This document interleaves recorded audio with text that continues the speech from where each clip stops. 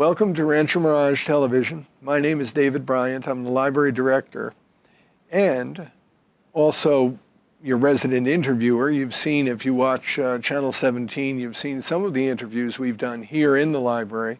And what we try to do is bring you people who are smart, interesting, and have a lot to say, and have an impact on our city, how it looks, its public safety, its beautiful aesthetics, how a small desert resort city like ours prospers so much. It's a big part of what we try to include in our interviews. Today we have with us Dave Martin, who is the Maintenance and Operations Supervisor for the Public Works Department. And we have Justin Ruberg, who is Senior Traffic Signal Technician. And I'll be talking just a bit more before we get into the real meat of this, which are these two gentlemen telling us how our traffic signals work and why our median islands look so good. Those are the two major topics today. But the reason this interview came about is because in the middle of April, as the city was going through the budget process here in the library, Justin and Dave came in and did presentation on traffic signals and on median islands and the budgetary impact of those and the kinds of funds that they would need to keep doing the great work that they did. Well, I will tell you, as a layperson who drives, and drives quite a bit in Rancho Mirage, and takes a look at these median islands and sees how well synchronized the traffic signals are, I said, we've got to interview them on RMTV so our citizens get a better look at some very basic infrastructure of our city, which has an aesthetic impact and a safety impact. So, gentlemen, welcome. Thank you. Thank you, David. Thank you for having us. We had talked a little bit off camera, what does your typical day look like? And I know there's no such thing as a typical day. We know that even here in the library, but open the doors and we'll see what happens. But Dave, what does a day look like for you? Is your focus on median islands? My focus is on all the facilities in Rancho Mirage. Median Islands is a small portion of it, or a very large portion, but no, it's all the facilities, whether it be the library, doing maintenance down here, or City Hall, or the city parks. It's quite a lot. You want to keep things ship-shape, right? Want to keep them ship-shape. Yes, I do. And it changes daily. What I might be doing, you might have plans for the day, and you come in and you might have emails from your library staff, for instance. Yes, that telling you that something's broken. We have to make a left turn and change things because there's more of an urgent matter down here at the library. So, yeah. But your purview then is citywide, and in your budget presentation, I know the median islands were a focus. And I think that anyone who lives in Rancho Mirage, and again drives in Rancho Mirage, appreciates how beautifully groomed they are, how the landscape design within them is, I think, outstanding, as good as we've seen anywhere. How does that come about? Well, I appreciate your compliments on that. Median islands are a big part of our budget, a very large portion. Just the maintenance alone is over $300,000 a year, not including the electricity for the lighting and controllers that we have out there. They're the first thing you see when you come into the city. We have a beautiful monument sign at most entry points that shows that you're in Rancho Mirage. And so we want our median islands to reflect Rancho Mirage.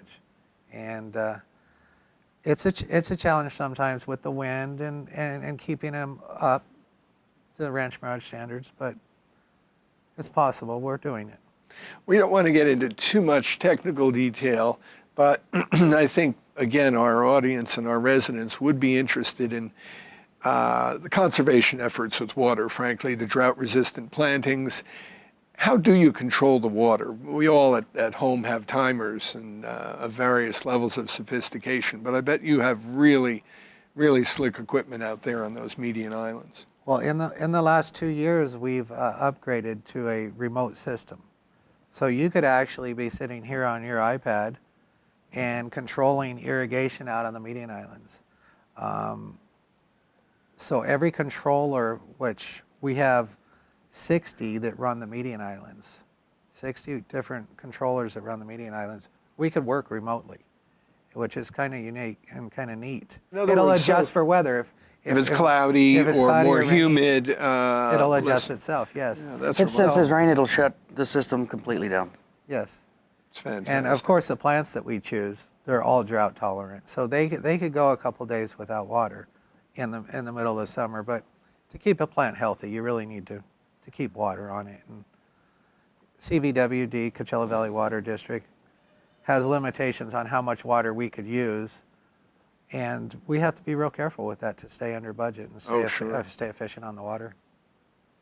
And are those sensors out at each individual island, or is there a central point at which humidity, cloudiness, et cetera, is measured? No, there's a central point for those. It's not out on each controller. So again, you said there were 60 controllers, but there's really one piece of technology that is measuring humidity, rain, clouds, et cetera. When I said 60 controllers, I meant 60 different water meters. So off of one water meter, you could, there might be 5, 10 different controllers off of that one water meter. Well, these islands are noticeably well designed. How does that design come about, Dave? I mean, you don't have to be specific as to the landscape designer, but is there a commission in our city that approves those? Yes, there is. Everything goes through our planning department. It first starts there. I see. And it does come to Public Works, and it gets all their approval. It goes through the Architectural Review Board also. So, and then eventually goes to council and is approved. We do have one bigger project coming up now that process is happening now. And as weather conditions change, as water restrictions change, those all have to be looked at individually. Everything has to be looked at individually. We might have something that was approved 10 years ago that we can't plant, a shrub or a plant or a tree, that we can't plant now in today's... Because it needs too much water. Because it needs too much water, yes. Interesting. Yes. Well, you do a very good job. All right, thank you. Justin, on the traffic signals, a lot of questions. One that comes to mind very quickly is our numbers. How many miles of roads do we have? How many intersections do we have that are signalized? I love that word. And then how many traffic signals do we have? We have 62 total traffic signals in and surrounding Rancho Mirage city limits. Some of the outskirts, such as Monterey and Dinah Shore, Palm Desert maintains 13 of those intersections. So we share maintenance costs with them. Oh, I see. So as a whole, Rancho Mirage, my team and I, we take care of 49 intersections. Ooh.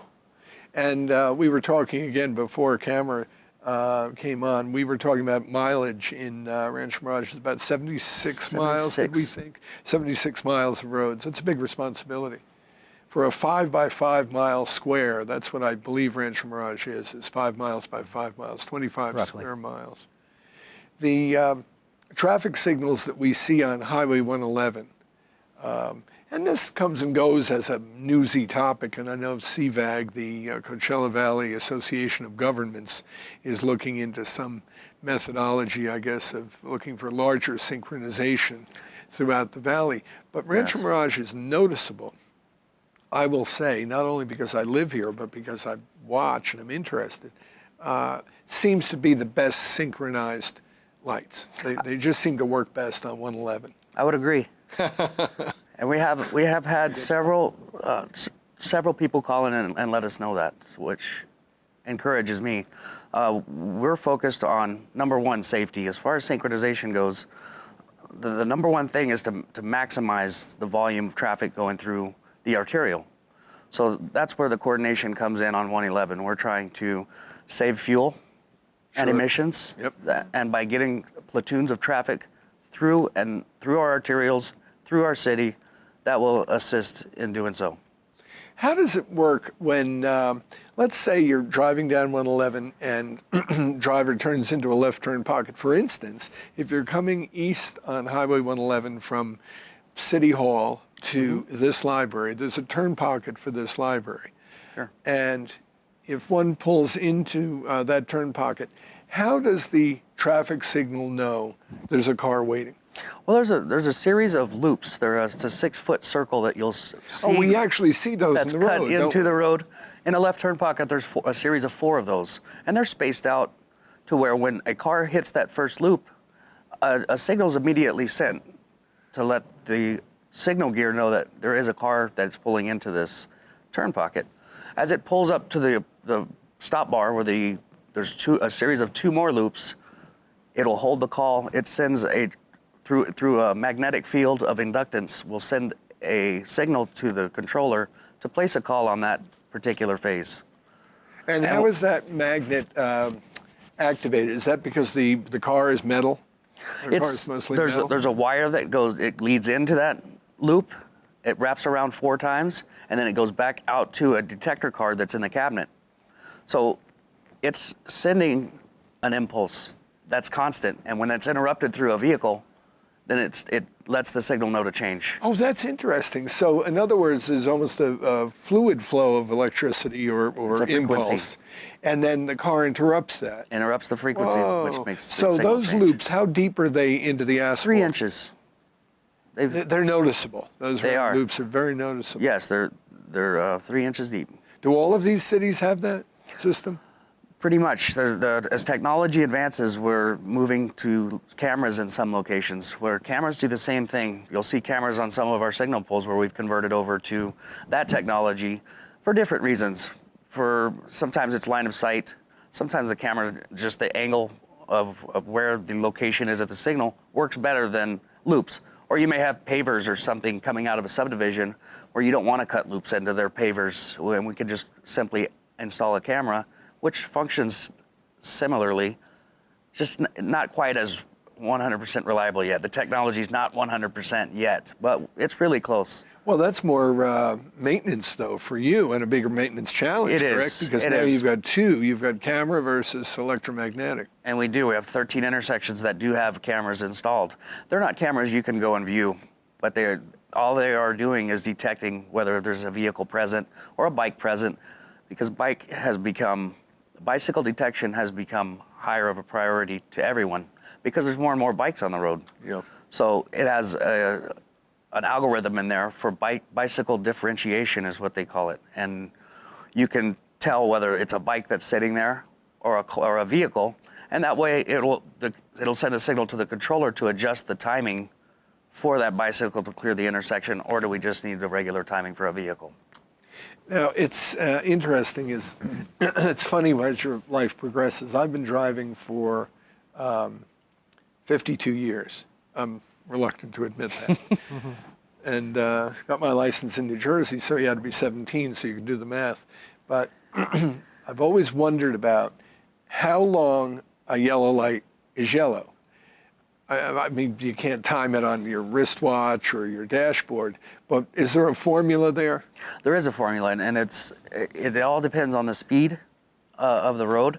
A typical yellow light is about 4.5 seconds, and that's just a standard typical average in this city. Typical yellow light is 4.5 seconds? Yes. That seems like a long time. Seems like it. When you're buzzing through the intersection, you don't count that.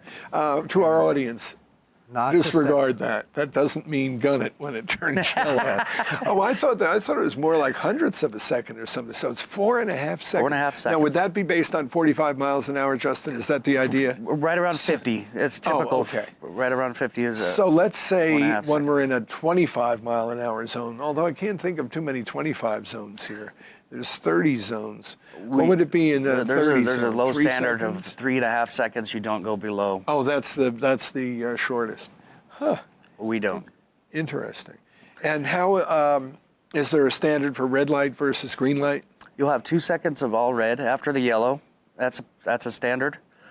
Green all depends on how long you would like. You have a minimum green. So if you have a green light that comes on, you have a set amount of time that it can be green. It's usually 6 seconds minimum, roughly.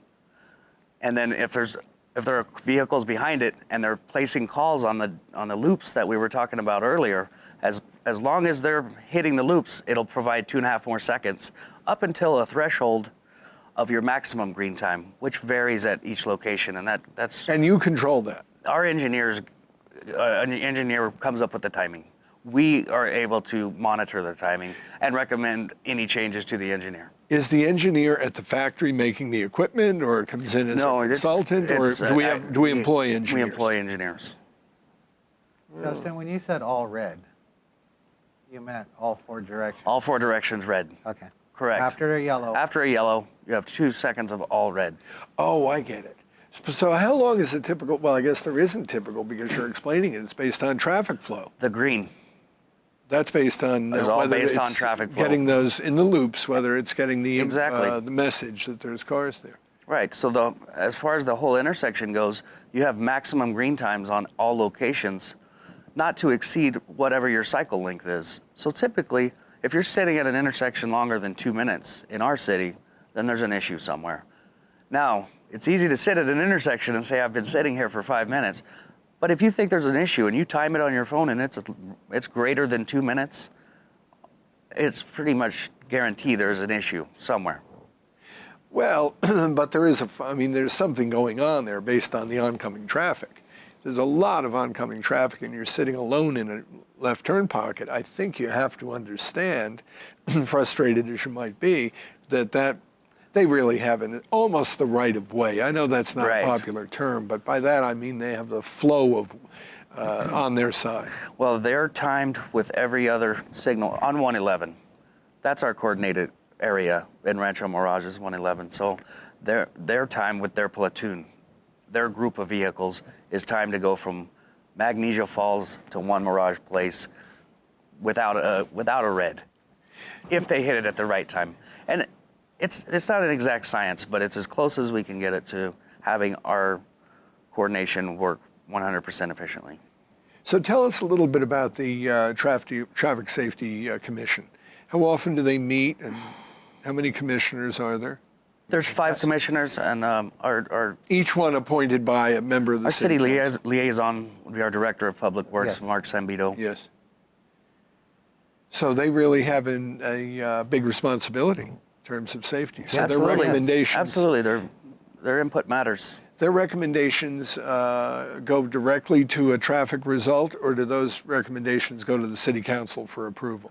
Well, we've just got done with a traffic study, speeds study, and those go to the commission before they even go to council, I see. and it has to be approved in that matter. So, Now tell us about that, Dave, because what I've heard in previous years is that those traffic studies include how fast people actually drive. Mm-hmm. Is that correct? that's correct. Does that have an impact on what the speed limit will then be?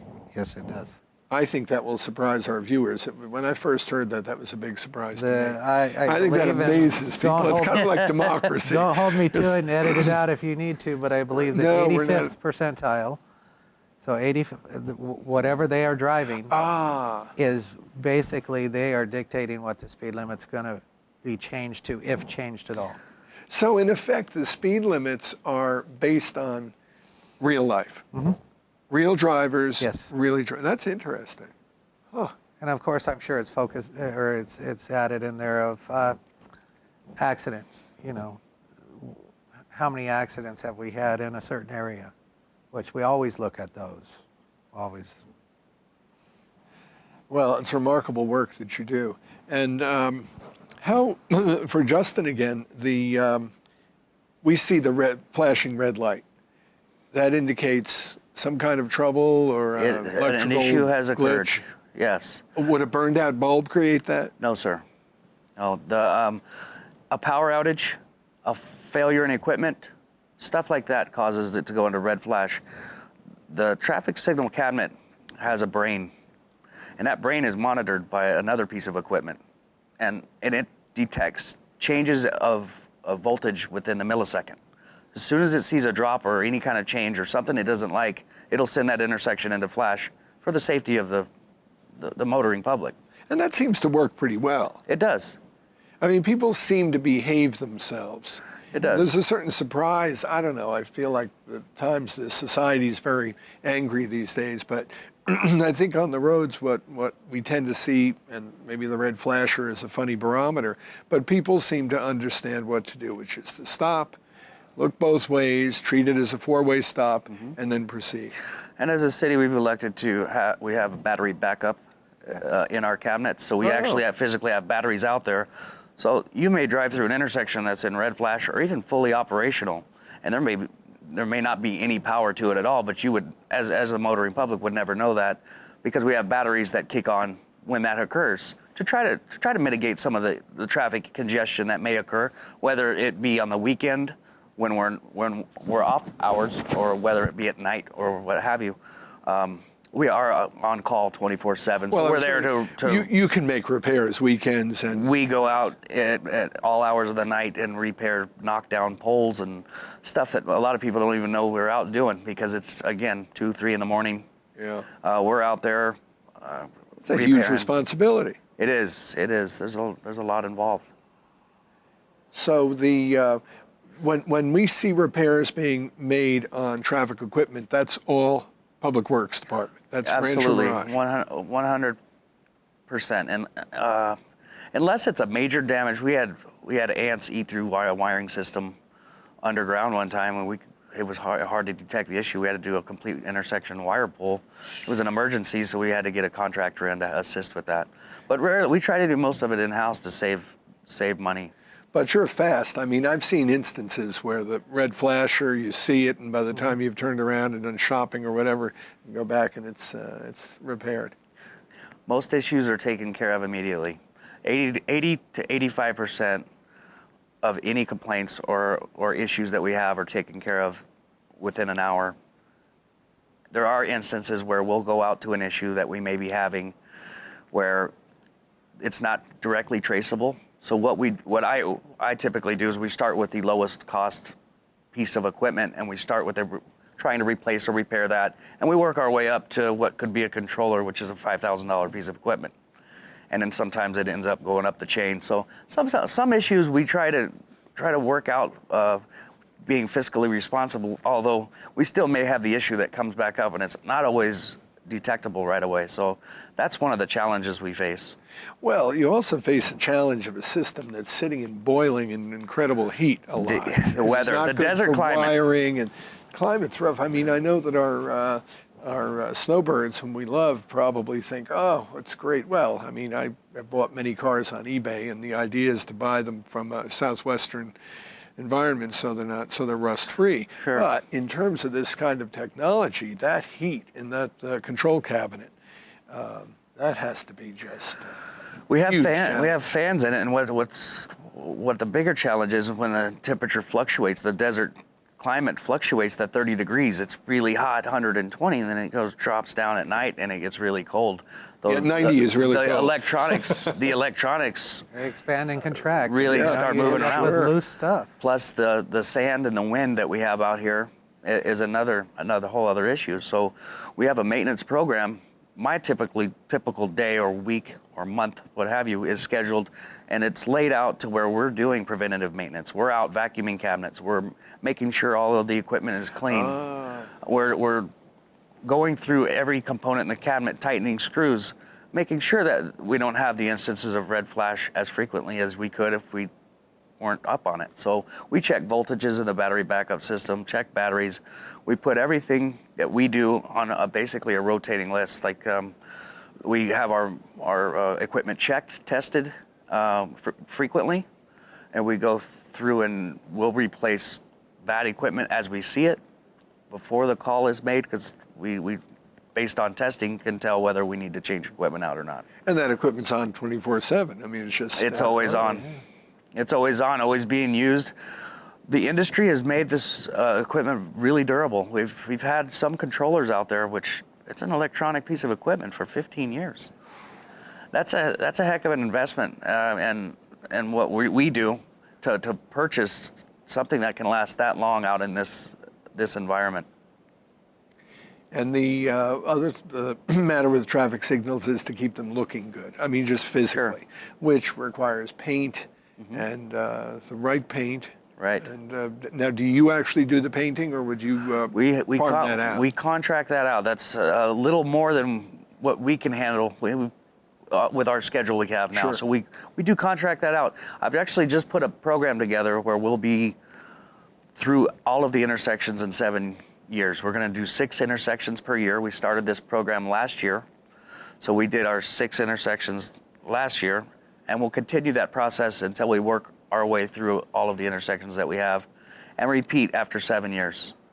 Now, that painting doesn't disrupt traffic, does it? It does, and that's one of the things we do have a lane take closure. off a lane, You have to yeah. close a lane where you're painting. We don't want to have any paint Well, drop on that's- any vehicles or anything like that. So it's causes congestion. Definitely. It does. So we try to make it happen at a time where our residents are out of town. A lot of Yeah. residents are out of town. We try to schedule a lot of work Yeah, off peak season. Everything we do that's major is usually typically in the summertime. And how do we define summer? When is that May, or is that too early? Right about now till September. Sort of mid-May through September. I love it here at that time. Oh, I do know too. about I you. just, yeah. Yeah. I think the real desert creatures that we are, we really like it because it's like we're holding out. Right. We're the hardcore. Exactly. We can take it. Well, any other points that you either of you would like to make? Because I can tell you I've enjoyed this interview. I hope you have. Absolutely. And I hope our residents appreciate the good work you do, the smart work you do, the hard work you do. And we were chatting prior to, again, the cameras coming on about leaning on shovels. I don't see that in Rancho Mirage. No, we don't have time for that. From the top down, our city is the greatest. The communication, the teamwork that we have, the work that the way we're able to communicate together. The best area I've ever worked. And just driving around shows you that, Justin, because really this city looks fantastic. Absolutely. And you know it takes a team with esprit de corps to keep that up. You can't have somebody that comes to work in a bad mood and doesn't intend to work. No. You just, that would not pay off Right. for the aesthetics, and I've used that word too many times, but the aesthetics that we see in these median islands and the absolute synchronization of these traffic lights, I think is just marvelous. Thank you. Thank you. It's And we're just constantly working to better that. It doesn't Good. just stop here. We're continue to throw around ideas and just try to make things great. Do you get many complaints? Not necessarily We like to call them concerns. concerns. Yeah, exactly. Okay. Do you get many concerns? Not really. I wouldn't think you would, And frankly. I do appreciate residents phoning in and saying there might be a problem, whether it be a red bulb out on a traffic signal or the lights out in the median island or a broken irrigation emitter on the median island. Because we're not out there every single day. Right, they're your checking eyes every and single- ears. They are. They are Residents our can eyes and be. ears. And Truly. I think you were joking about the person leaning on the shovel. The public Well, works I mean, employee. unfortunately, it's a stereotype. It is, It's and it's sort of a you know, cartoon image. Yeah. as people go to work in the morning that might be Rancho Mirage residents or might be going through Rancho Mirage, they get to work fine and don't even think about the public works department. Well, that's the thing. If you're doing your jobs, which you do very well, it's seamless. No one's thinking about it. right. On the occasions we have to get out there and we have to disturb the traffic a little bit, that's when they're getting a little uptight in their cars. It might be hot. But for the most part, we try to make it where the motoring public, we're not disrupting. We're doing it off-peak hours. We're Yep. doing sometimes in the middle of the night, like Justin had mentioned. Yep. We'll come because it might be a critical spot. Well, we don't. Bob Hope's got a lot of traffic during the day and You rush bet. hour in the morning, and we might have to come in the middle of the night and do something out there. And that's Take that into consideration. yeah. Well, the work is appreciated. I don't know how many thank yous you get, but you deserve more, and it shows. It's a well-run city, and Public Works is responsible for so much of that. The Thank you. look, feel, the smoothness of roads, et cetera. It's a huge responsibility. And when you're really doing your job, nobody notices. No, that's So how we that's know your we're doing greatest it. compliment. That's where You I want was, to come that's where to I was work going with and that, go yeah. home and say at the end of the day, we had a great day today. We had a great Nobody day. noticed anything. Self-satisfaction. Absolutely right. There's a lot of self-satisfaction that goes into that. And Oh, we do yes. get those thank yous, David, and it's nice coming Yep. from you. And Good. Yeah. And I get them from our director who just walked by too. Yes. Yeah, the boss is in the house, so Yeah. we have to be careful. Mark Zambito. So, well, great having you both, Dave Martin and Justin Ruberg. We can't thank you enough. We owe you a great debt because you're out there every day and you're making our city work better. And I hope our residents have enjoyed this because it is designed to be informative. That was the point of this interview, to get into a little more of the veneer, at least, of the technology of the lighting and even the watering in the median islands. They all work, they all look good, and you're responsible. Thank you both very much. Not for our Yes. next step, going to Hollywood. Thank you. Don't count on it. And Thank to our you. viewers, there'll be more interviews coming up, but we hope you enjoyed this one. And we hope you, we know that you love Rancho Mirage because you live here, and now we hope you know a little bit more about some of the inner workings of it. So thanks for viewing, and we'll have some more of these interviews coming up. Thank you.